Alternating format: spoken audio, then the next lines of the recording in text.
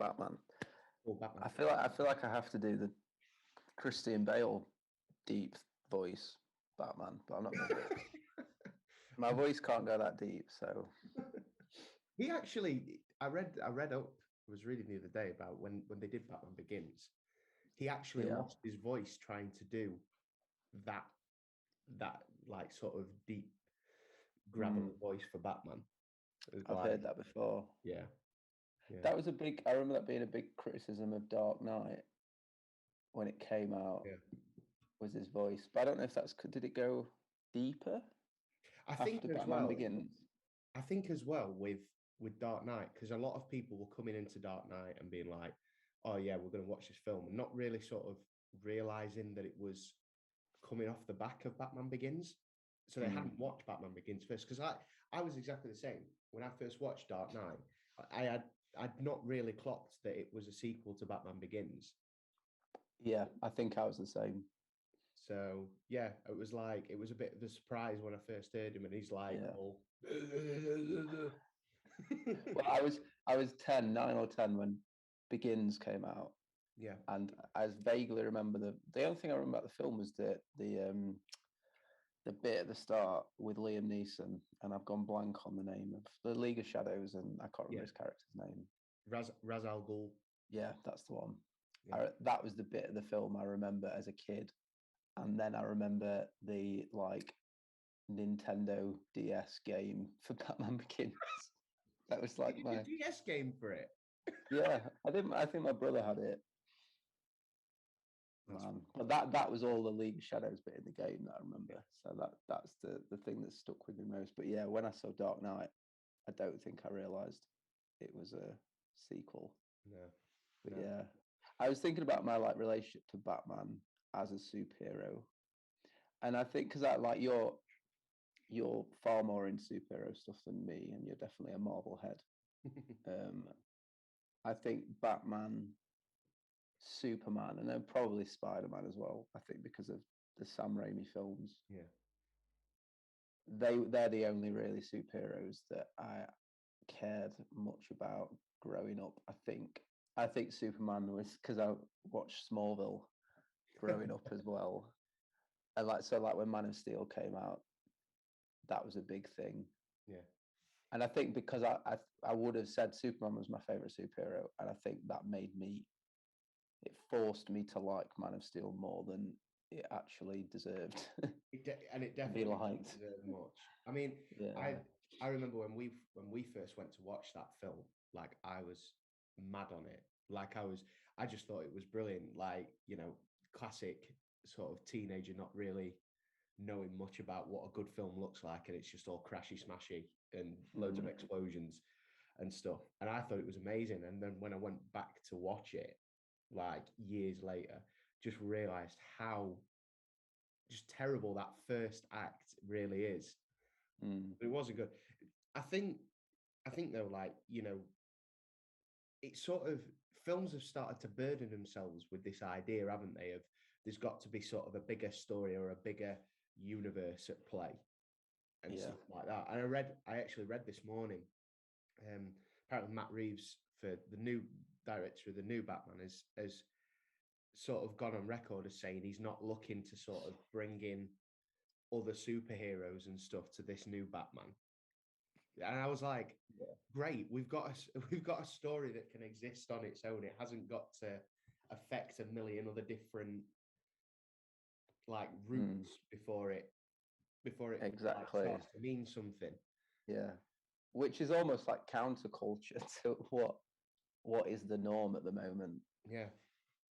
Like we were talking recently about how everything just seems to be getting bigger in terms of the story, and everything has to be linked and that kind of thing. Yeah. But it's nice. We're going to get hopefully a Batman film that feels very standalone. Yeah. It's going to be interesting when you get to the end of this new one, if it's setting up for an immediate, sequel, or if it is a bit more ambiguous, a bit more open-ended. Yeah, I think from what I gather, they're on about setting up for like at least another film, which, I know I've just said like about or it had, you know, a story that can stand on its own. But I think when you've got the fact that like stuff can exist as three films, but there's a constant narrative, there's a planned narrative that sort of goes through this stuff, and it's like, you know, it looks like with Matt Reeves, what he's got is like he's got in his head where he wants this whole thing to go. So it doesn't just feel like, oh, we've got a successful film and then, well, right, we can make some more money off it, so let's do a sequel. It sounds like he's got some sort of vision where he sees this playing out over the course of a few films, if you know what I mean. Which that's when you don't, that's when I start to not mind it, because it feels planned and it feels intentional. It feels like it serves a purpose. Whereas a lot of the time now, I mean, I look at like movies like in Uncharted that I went to see recently, and that has a thing at the end where it sets up for a sequel. So it's like, but I don't know, there's no sort of belief that it could be a narrative that flows. Whereas this, everything that I've read about what Matt Reeves says and about what the cast and crew have got involved in just feels like there's an intentionality going all the way through it, which feels really like nice to go into a movie knowing. Yeah, definitely. And you know, whether it's one film or if Matt Reeves gives himself 3 films to play out this story, it's nice knowing that, like you say, it doesn't then have to tie into this big universe of things, of characters and places and whatever. So that's pretty cool. I mean, I'm not a comic book fan. I'm not massively into superhero films. I've probably seen half of the Marvel films. There's loads I still haven't seen. There isn't a superhero film except one that would be anywhere near like my top 50 favorite films ever. And I say that there's one, and you can probably guess what that one is. Oh, it's Dark Knight. It's Dark Knight. And so it's interesting, me and my background, and there's probably lots coming at this like me, where they're not a superhero fan, they're not into comics, they're not, you know, really into everything that's coming out from Marvel and DC and that kind of thing. But what has caught my intrigue in my own upbringing and stuff is the Dark Knight trilogy. And that, you know, is really kind of, I would not be interested in this new Batman film, I don't think, if it wasn't for the Dark Knight. And because for me as a film fan, what Chris Nolan did with that trilogy is really show us the potential that you can get from superhero films. And you know, superhero films can really aspire to greatness. I wouldn't say, I'm not saying that the Dark Knight trilogy are the only great superhero films, but they really show how great they can be. And so there's excitement and anticipation going into this new one. Can it really hit those heights? Like, I hope. Dark Knight obviously has a shadow over probably every superhero film that's made nowadays, good and bad. And I don't think I hope this, and I don't think for a second that Matt Reeves is going into this new film aspiring for it to be the next Dark Knight style Batman film. But I hope that it's aspiring to that level of greatness, at least. But I think you're right in terms of Dark Knight did show just how great superhero movies can be. I mean, it's the pinnacle of any superhero movie that, you know, that you'll ever, you know, it's like the benchmark, isn't it? You're always trying to attain to get to that level. One of the things that I found curious, and I like, because you said about how, you know, you're hoping it's looking at how Dark Knight casts a shadow, and it's looking to that level of greatness.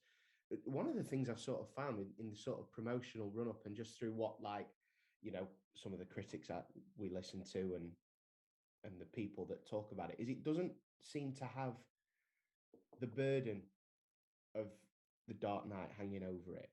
So it feels, to me, at least anyway, it feels like there's not this sort of like, oh, is it going to be the next Dark Knight, or is it going to be, you know, the next great Batman? It doesn't feel like it's got a massive burden, because I think really, to be honest, the Ben Affleck Batman and whole Zack Snyder. I was about to say, do you think that's because of the Ben Affleck? Yeah, films? And I think that took the most of that burden, sort of like, oh, how are we gonna top it? Is it ever gonna be as good as that? And I think it's sort of, everyone realized, no, it's not. And so I wonder if people's expectations have been lowered a little bit, and that's why there's not the sort of sense of, you know, it's going to be the next Dark Knight, or it's going to be the next, you know, the next Christopher Nolan level epic or something like that. And I'm just wondering whether it's sort of got to that stage, and you're wondering, like, people's expectations are lower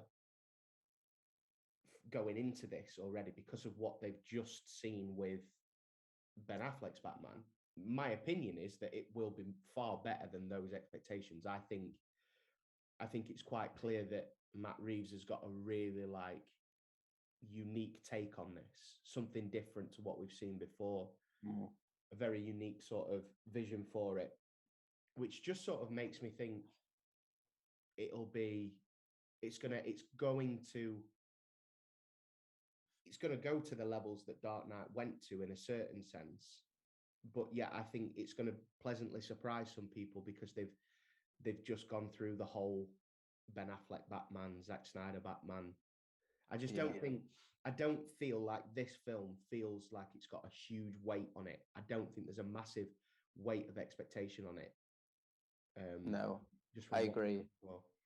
I think the Ben Affleck films come in between. I think if this was the first Batman film following Dark Knight Rises, there would have been a heck of a lot of pressure on it, and not just the expectation that it's going to be as good, or, you know, but also the expectation of, in terms of style and tone of those Dark Knight films. And I think, like you say, from what we can tell from the trailers and stuff, it feels like, you know, that there's always guaranteed we're going to walk out of seeing the new Batman film, and there's going to be clear similarities, connections, references you can make to Dark Knight. That's going to happen, but it at least feels like there is a different direction that this one's going in, and a different style and tone to an extent. Yeah. I think tonally, there are distinctions, because I think you look at Dark Knight and there's, like, obvious references to great movies in there and stuff, but it feels so, while sort of Nolan's films seem to be sort of in the style of great action movies from eras gone by, this one feels very heavily influenced. Well, it seems to be heavily influenced by, like, Fincher. I know. I think Matt Reeves has said, he's gone on record as saying that, like, Seven was a big influence on the style and stuff like that. And you could just tell, looking at the trailers, there's a really, like, the color palette is very dark. You know, it feels very underground, very underworldy type of take on things. It feels as well a bit more like, I haven't read many Batman comics, but from what you see of them, it feels like it's touching on this whole sort of world of Batman within the comics and things like that. Whereas Nolan's very much sort of felt like, if you were to place Batman here in today's world, that this is what you'd sort of get. Yeah. He was really unashamedly really trying to make it as realistic as possible. Yeah. I mean, any superhero film in any setting is always really far-fetched. As realistic as you can try and make it, it's never going to be totally believable that kind of thing would happen in the world we live in. But he really went for that realism, whereas I don't sense with this new one it's going to go for that. And I think, but if you watch a film like Seven, which is a film me and you both love, George, that there's a feeling of fantasy, I think, about Seven, even though that's not a superhero film. Even though everything that happens in that film could feasibly happen in real life, the look, style, the way the story's structured, that kind of thing, that there is a feeling of fantasy, a feeling of almost like a dreamlike quality, which I don't like to use that phrase, but it's got that kind of vibe to it. And I think this new Batman might go down a similar vein. You mentioned, I know you watched LA Confidential recently. That was another film that came to mind, just in terms of that detective story. That's definitely kind of what I would expect going into this new one. I think that's right. I think they've leaned in to the whole Batman is the world's greatest detective sort of aspect of this. I think that is where they're looking to go, and I think you've seen it as well. Like, I don't know if you've seen, they released a quick clip of Batman in the prison with Gordon, and they're sort of trying to talk about some of the officers that might be corrupt or something like that. Who's the mustache with the broken nose? It's Kinsey, narcotics. He's one of the guys that got into it with at the Iceberg Lounge. What are you saying? Kinsey moonlights for the Penguin? Oh, he moonlights as a cop.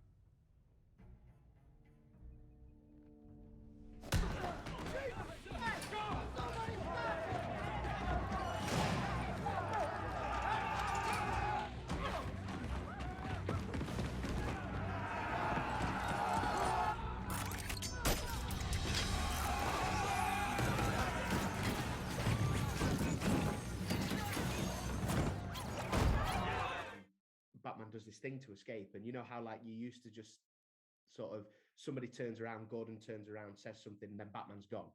Like, you don't know where he's gone to. You're actually seeing from this, like, the whole Batman running away and actually escaping from this. It's not just sort of like the just sort of, he disappears. He's there 1 minute and then he's gone the next. You're actually seeing him escaping, and it seems like a really, really small detail, but it's one that I really like, because I think it's pushing into the whole detective side of things. You're seeing a lot more of the human element already of Batman as this detective. I think the focus is probably on him and his ability to be able to solve a case or something like that, rather than it being on, like, the focus being on his ability to just be like this superhero that is sort of like untouchable. Just breaking the backs of 10 blokes at once, that kind of thing. Although I think that's probably going to happen in this new one. But yeah, the detective stuff, I think, is going to be quite an exciting element, I hope, of this one. I want to talk about Arpats. Who doesn't? Because he is one of my favorite actors in the world, which anyone who only knows him from Twilight probably thinks I'm insane for saying that. But he's had such an interesting career since Twilight, and I don't even think Twilight's that bad. I think it's one of the better comedies of the last 20 years. And every single Twilight fan that's watching this has just absolutely leathered their laptop or phone against the wall.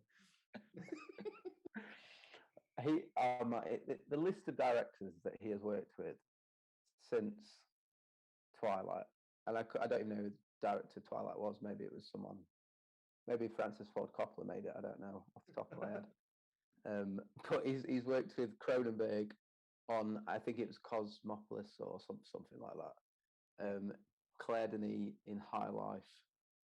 Obviously, he's coming into this off the back of working with Christopher Nolan. Yeah. On Tenet. Don't forget the Safdie brothers. Safdie brothers as well. Good time. Yeah. With Good Time. And obviously, you know, Matt Reeves is a very well high regarded director who's making the Batman. And when I think about Pattinson, this is I don't know if this is the same for you, George, but this is the first Batman film I'm going into where the character of Bruce Wayne is the thing I'm most interested in. And that is because of Pattinson. Yeah. You know, went into The Dark Knight and Heath Ledger was the point of excitement. Yeah. Again, Dark Knight Rises, probably Tom Hardy. And Joseph Gordon-Levitt being in it as well and playing a key role. I think those are the things that I was most excited for. This is the first time where Bruce Wayne and seeing what Pattinson has done with this character, I'm so excited to see what he's done, how he's done with that. And anyone he might be terrible.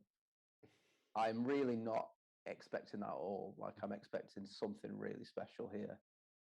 And I don't mind getting egg on my face for saying that. So I'm super excited for that. His hair as well is such a choice. Like, I think My Chemical Romance was the first thing I thought of. He looks like the lead singer of an emo band from the mid-2000s with this hairdo. Yeah. And we were talking about realism earlier. I think this is more going for it's definitely going for a very, very specific style and vibe with that hairdo. But I'm well excited for Pattinson. One of the things that Pattinson said in the interviews that I was like, yeah, this is going to a different place. He said something about how Batman's always got this one rule. He's always got that one rule of, like, he doesn't kill people, and we've always looked at that as sort of being his choice. You know, that's where he draws the line.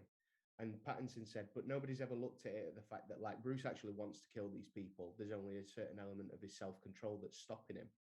And I was like, whoa.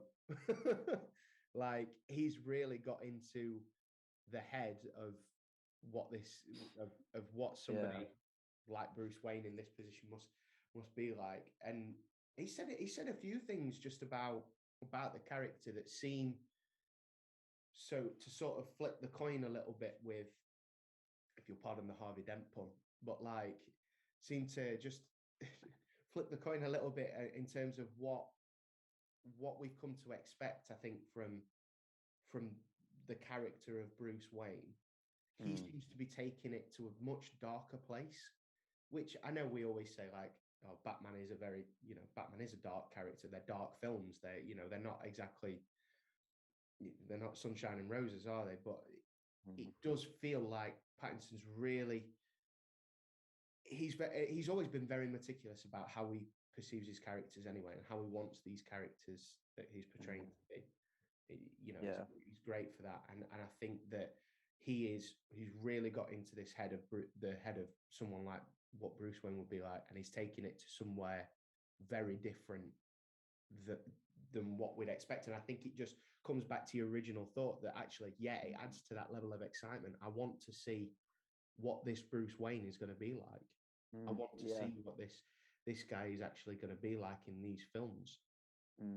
Christian Bale's Batman, I think, was very much about battle wounds, and it was very much what was the limit that he could push his body as Batman.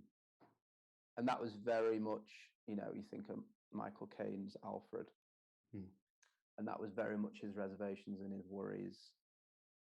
And they made a point of, showing the physical toll on Bruce Wayne's body in The Dark Knight. I wonder if this new one is maybe more about emotional wounds, and maybe not that Christian Bale did a bad job of showing the psychology of Bruce Wayne, but maybe Robert Pattinson's Batman is going to explore that a bit more. That's something I'm interested to see. From what I gather about the plot, and from what you can tell with the trailers, it very much seems that there's something that's gone on in Bruce's background that is relevant to this story, that is relevant to the reasons why the Riddler is doing the things that he's doing. I mean, you see little clips from the trailers, and it says things like he's trying to map out what's happened, and he's got things like the sins of my father. I think the Riddler's, you can even hear the Riddler say something like, you're a part of this too. You're a part of this too. How am I part of it? You'll see.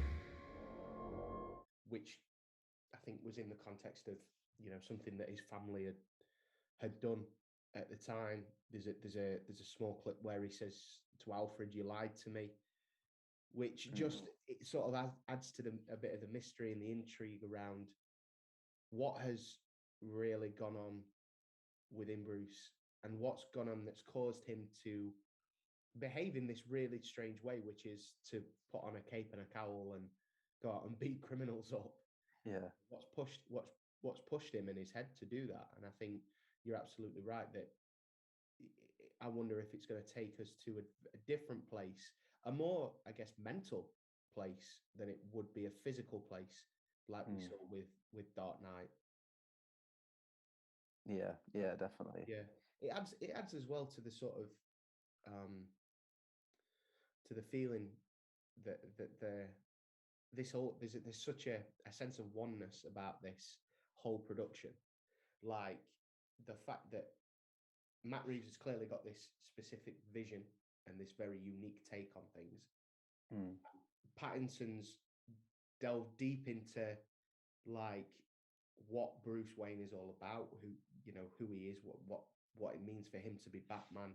Seems to have gone to a different place. You look at Paul Dano going to be the Riddler, and he's already talking about like how studying that character, being that character took its toll on him and stuff like that. So there does feel. And another thing as well, I remember hearing was when Giacchino wrote the score for this, he had it ready before there was any footage. It just feels like it's got all the right people coming together at the right time. Yeah. All pulling in one direction, which I think, again, just sort of adds to the idea that this film, although expectations might be a little bit lower, is going to be very, very good. Yeah, definitely.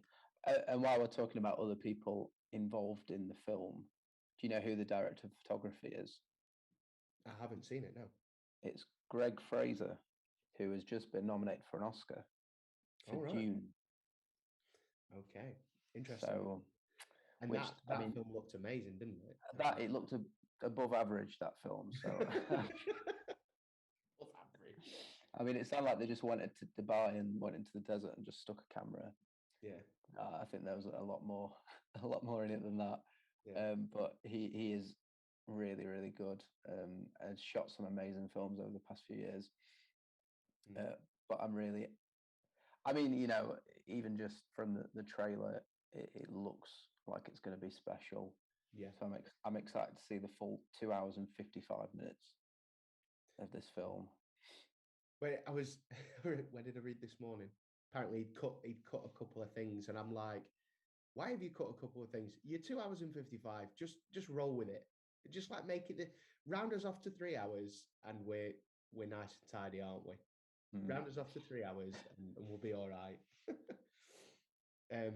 Cast really strong, to be honest, isn't it? Like, yeah, it's got some people in it that I like a lot. Yeah, they keep talking about this role that Barry Keoghan's got that is like is surrounded in a bit of mystery, which they say he's this prisoner in Arkham or something like that, and it's like, oh right, okay. I wonder where this is going. The heavy rumor is that he's going to be the Joker, the Joker for this Batman, which I think if they got Barry Keoghan doing that, that'd be pretty amazing. But yeah, there's several different villains I think he could play. Yeah. Probably be a good Scarecrow, to be honest. I think he'd be interesting. Yeah. Scarecrow. I would happily see Barry Keoghan do any villain. I mean, he's someone I love a lot, and he can play creepy and unhinged at a very high level, or do it in a way that is so unique. Killing of a Sacred Deer, there's just something so off-putting about his character all the way through, even though he doesn't, I mean, I don't want to spoil the ending, but doesn't do anything shockingly evil on the surface. There's just such a creep quality about him. Did you see Green Knight?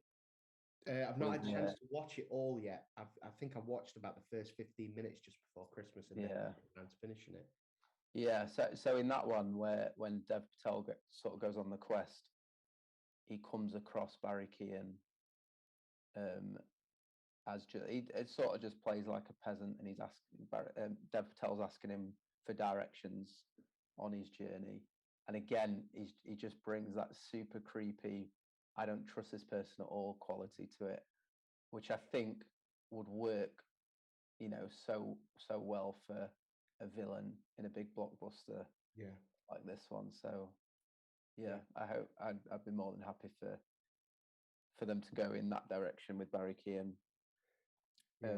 There's a few other people I'm really excited for it in smaller parts as well. I noticed Peter Sarsgaard is in it. And he's playing the district attorney. Yes. Is it Coulson? Something like that. Was that character in Dark Knight? I couldn't remember. I think there was references to him. There was references to him. Well, there was another DA, I think, that I can't remember. I'm trying to think if Rachel Dawes worked for another DA before Two-Face, Harvey Dent. But anyway, Peter Sarsgaard, who is in Lost Daughter. I don't remember this, George. Yeah, he's the one that Jesse Buckley ends up. Yes, has the affair with. Yeah. And I thought he was brilliant in that, so I'm excited to see him. Interesting fact, actually, he's married to Maggie Gyllenhaal, isn't he? Yes. Yes. Yeah. He is, because there was some fruity scenes with Jessie Buckley and that she had to direct. Some weird comments made by her about them scenes. It was, but I like Peter Sarsgaard. He would be great, I think, particularly if they're going to touch on like corruption and things like that within Gotham. He will be great at that, like sort of sleazy little, like the sort of DA or the attorney that's been bought out or something like that. He fits the bill really well there. Yeah, definitely. Yeah. Did you see who's playing Carmine Falcone? Yeah, John Turturro, isn't it? Which I thought that was brilliant. That's great.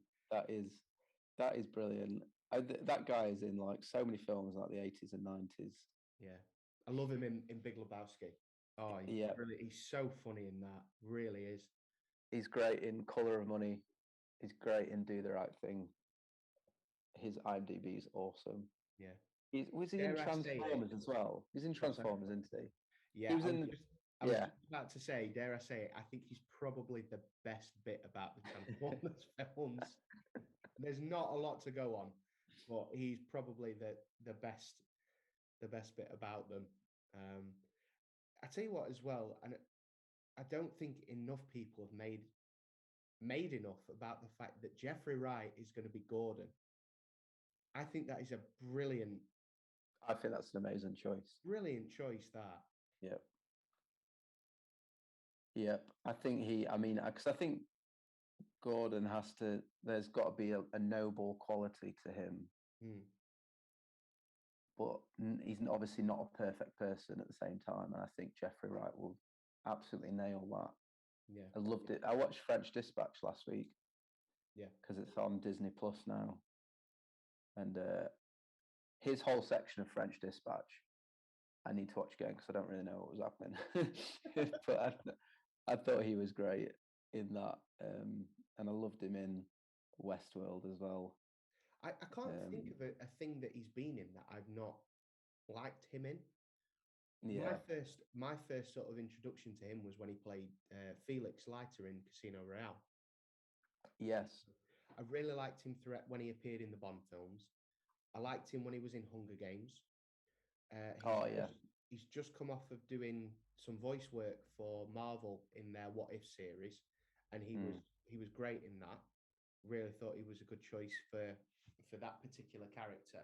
I don't think he's had a bad role. He's certainly not had a bad performance in films that he's been in, and I think the choice to put him as Gordon is excellent.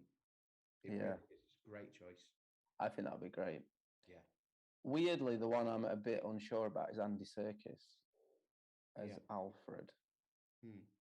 Not that I don't like. I love Andy Serkis, and he's an absolute legend. Yeah. I just feel like he's, when he's acting as a human being, not as a CG creature. Yeah. And maybe this is just Black Panther, but I feel like there's too much of a comedic way about him.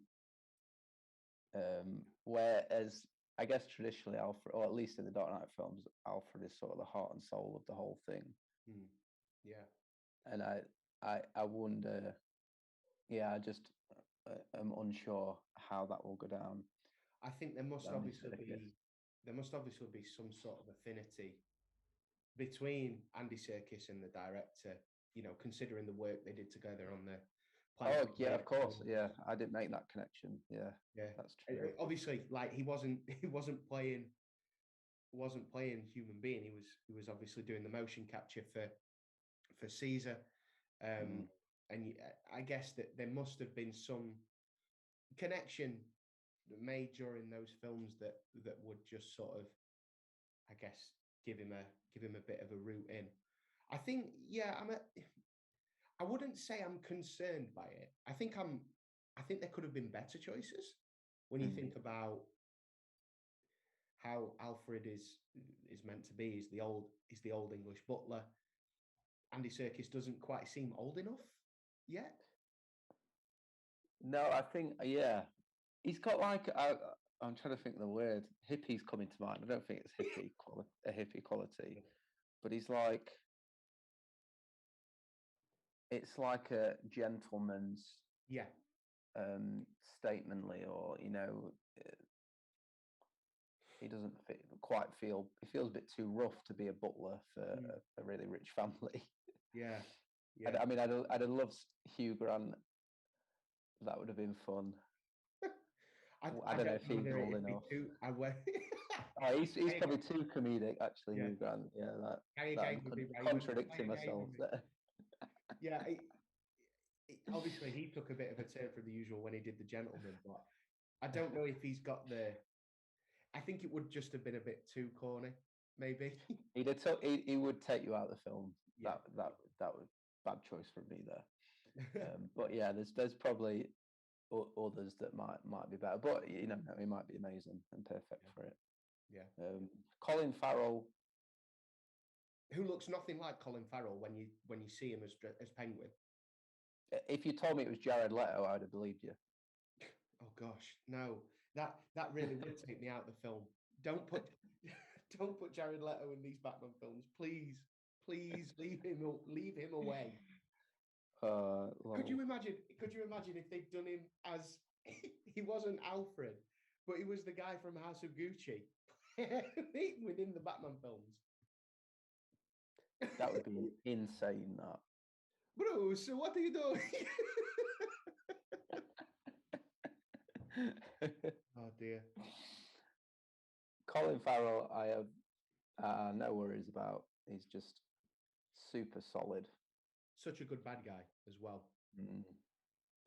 When you think about Widows and how good he was in that, like I was about to mention Widows. Yeah. I think you feel quite confident with him being the Penguin. Yeah, like, I've got no reservations about that. I think my favorite Colin Farrell performance is Minority Report, actually. Gosh, there's a film I've not watched in a while. And you really don't like him to begin with, and then you really warm to his character by the end. And I think he is brilliant in that film. Definitely one worth revisiting. Yeah. But yeah, so I'm looking forward to him. Zoe Kravitz. I really want to watch Kimmy, which has just come out, which is Steven Soderbergh's new film. Yeah. She apparently is really good in that. Yeah. So I would definitely, I'd like to watch that. Ideally before I see Batman, but if not, soon afterwards. Yeah. Yeah. I think she's pretty solid choice, to be honest. I think I've only seen her in a couple of movies. Not really seen her in many, but what I have seen her in, she's been quite good in. And I think as well, it's a bit refreshing to see her cast as Catwoman, because I think there's a certain I'm trying to think very carefully about how I word this.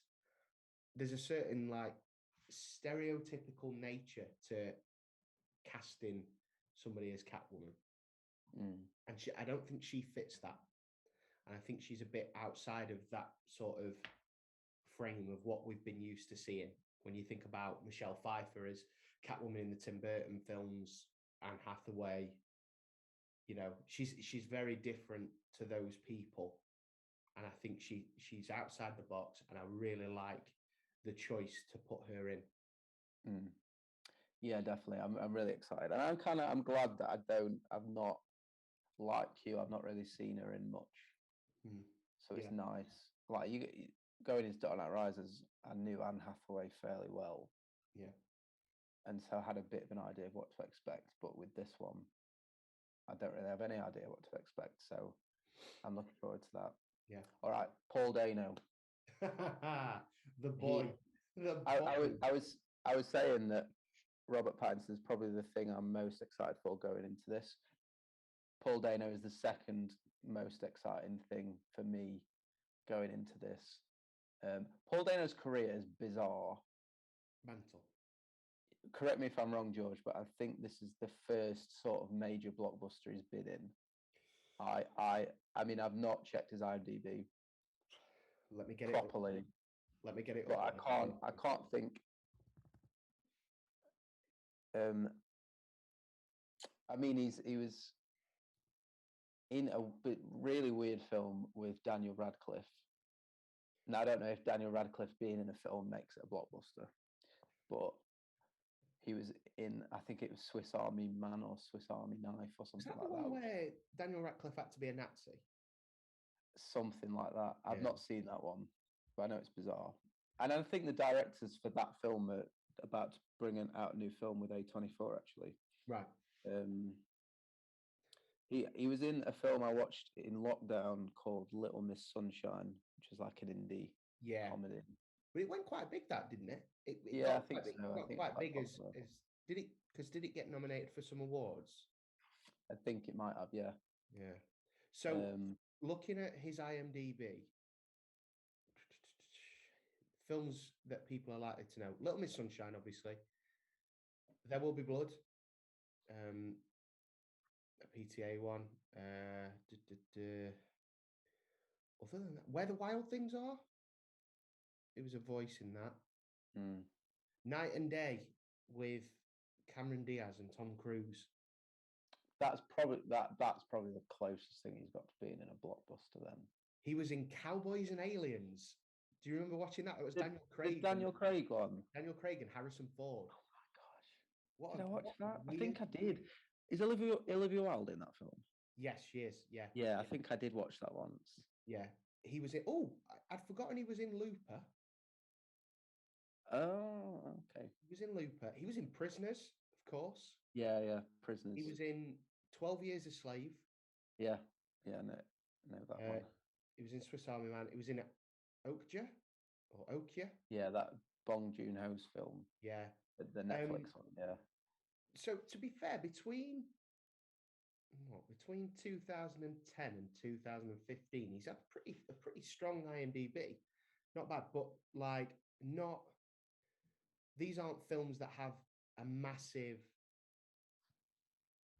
They're not at the level of when you say we're doing a Batman film, like that's enormous, isn't it? It's massive.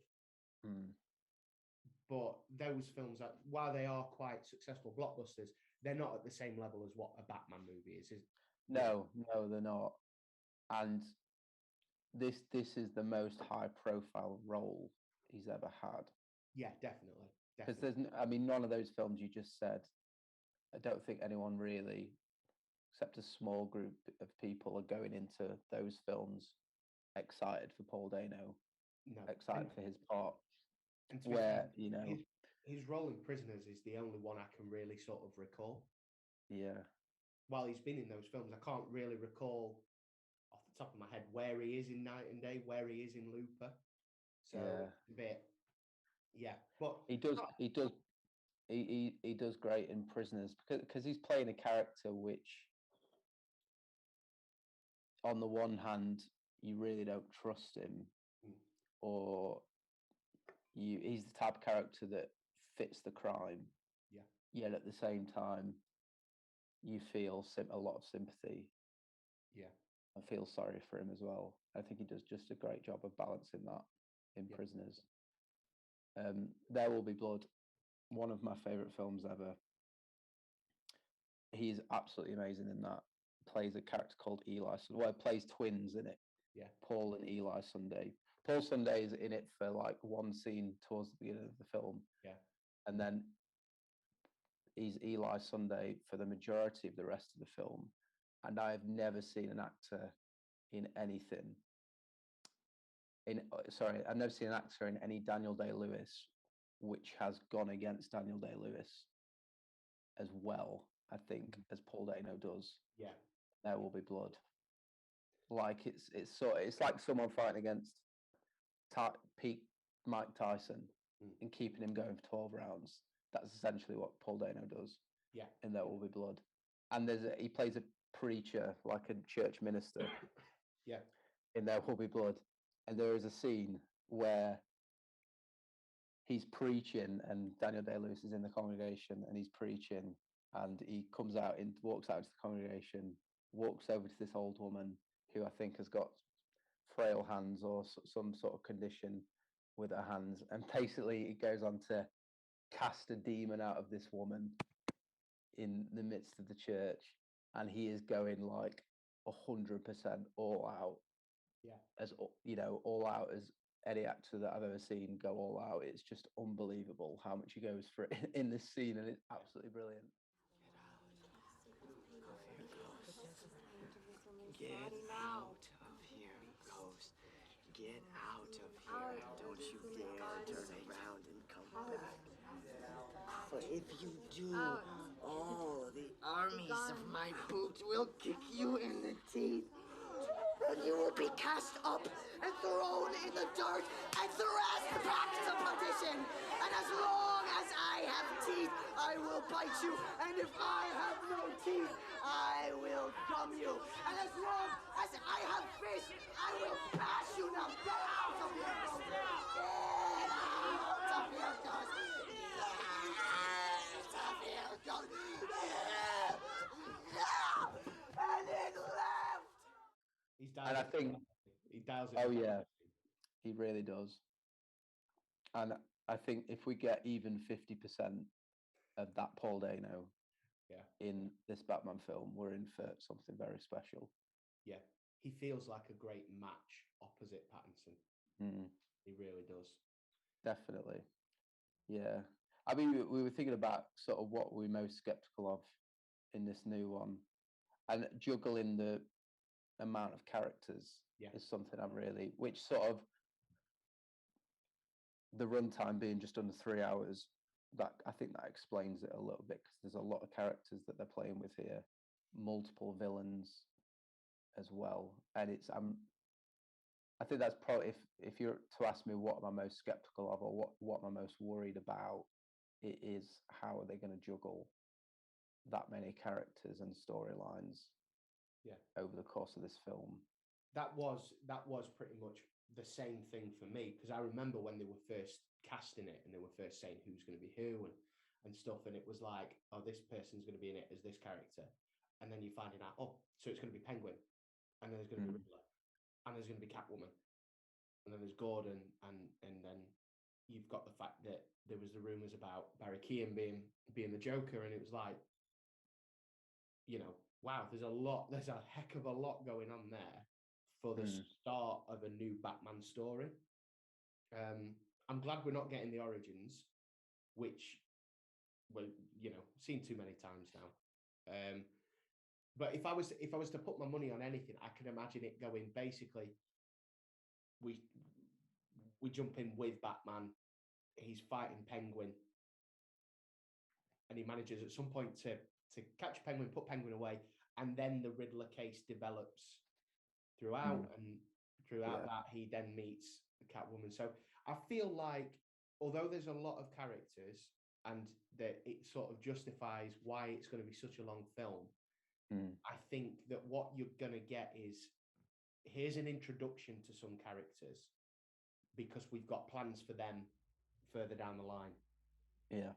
So that's probably why they're big names as well, because I think they're expecting to do big things with them in future films and things like that. So yeah, I think that was probably where I was most skeptical as well, but I've been more reassured about that, I think, over the last month, couple of months or so. Yeah. Okay, George, explain to me what Court of Owls is. So we were talking about this the other night, weren't we, about where we think this could possibly go. And I guess I'm riffing on a lot of theories that have come out anyway. I've talked about, you know, I've watched plenty of theory videos and stuff, but one of the ideas that they think is going to happen with the plot is that essentially it's leading up to this thing called the Court of Owls, which, from what I gather from my limited knowledge, is basically Gotham being run by like an underground cult called the Court of Owls, who Martha and Thomas Wayne, Bruce's parents, were actually a part of before they got killed. And so what the sort of working theory has been is that the Riddler is trying to uncover this corruption that Gotham is under from the Court of Owls, and it's all linking back to Bruce because he's now the last remaining member of the Wayne family. So right. that was another plot idea I've heard of. I think if that is the case, I think we'll not see it in this movie. I think it'll be hinted at, but I think there'd be too much going on. I think there'd be too much, and I think what they'll do is they'll try and sort of hint towards that as something we move towards in the future, but it's sort of all coming to the surface with the Riddler. So that's been one of the theories that I've seen. So I'd be interested to see where that goes, because it's quite a new story in the comics as well. Well, relatively new. I think it was about 2014. So it was after the Nolan trilogy. Also, it's a set of villains or a storyline that they're using in one of the new sort of Batman video games that are coming out called Gotham Knights, where the Court of Owls are the main villains within it. And they're sort of, I just thought it was interesting that we've got that coming out in the same year that the Batman's coming out. I wonder whether they were bringing this idea to the surface of the Court of Owls being quite a prominent villain or prominent group of villains within Batman lore, so that people are more familiar with it when we get round to the movies that sort of bring that up, if you know what I mean. Yeah. I mean, that sounds fascinating. I love a big conspiracy. I'd love to read more into it, to be honest. Underground organization. Yeah, definitely. Reminds me of The Simpsons and all those people meeting in Mr. Burns. Yeah. What were they? Were they the stonemasons or something like that? Oh no, that was something else. What were they But called? yeah, I can't remember if it had a name. No, stonemasons is the thing that Homer joins. Yeah. Tries to get into secret organization. Yeah, so that's the type of thing. Yeah. I was thinking of.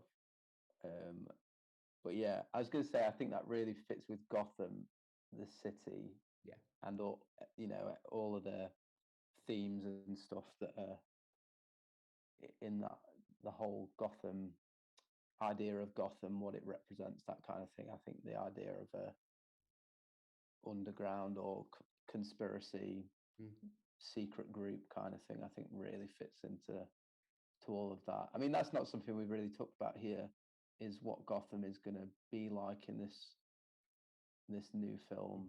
Obviously, going back to Dark Knight, Nolan was going for something very specific with the look of and feel of Gotham. Yeah. So I'm intrigued for that as well with this new one. Yeah. Should we try and wrap this up? Is there anything you want to cover that we've not covered yet?